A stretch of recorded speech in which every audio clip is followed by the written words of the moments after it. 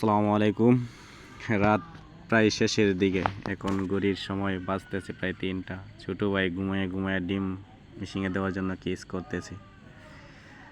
জীবনের প্রথম মিশিংয়ে ডিম দিব, অটোমেটিক মিশিং উদ্বোধন করার জন্য আব্বাকে ডেকে নিয়ে আসলাম যে প্রথম কেসটা তুমি এখানে রাখো, তারপরে তোমার হাত দিয়ে এখানে রাখো, তারপরে আমরা মিশিংটা ভরবো।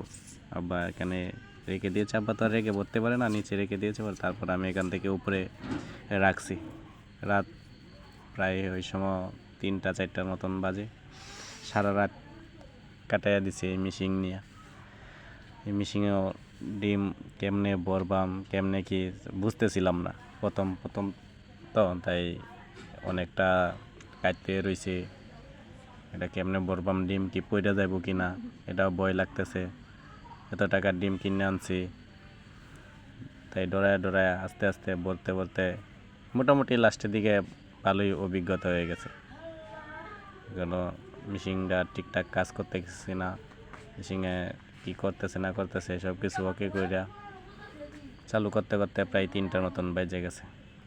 তাই আপনারা যারা আমার ভিডিওটা দেখতেছেন আমার জন্য দোয়া করবেন।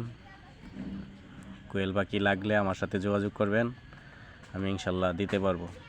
আমি একটা কেঁচা খাইছিলাম, খামারটা করে একটু সমস্যা পড়ে গেছিলাম, আবার নতুন করে শুরু করছি। আপনারা সকলেই আমার জন্য দোয়া করবেন, আমার খামারও যেন আল্লাহ তাআলা বারাকা দান করে।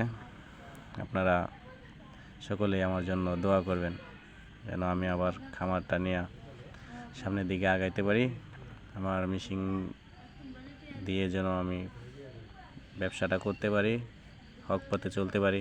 তাই আমার জন্য সকলেই দোয়া করবেন। আসসালামু আলাইকুম।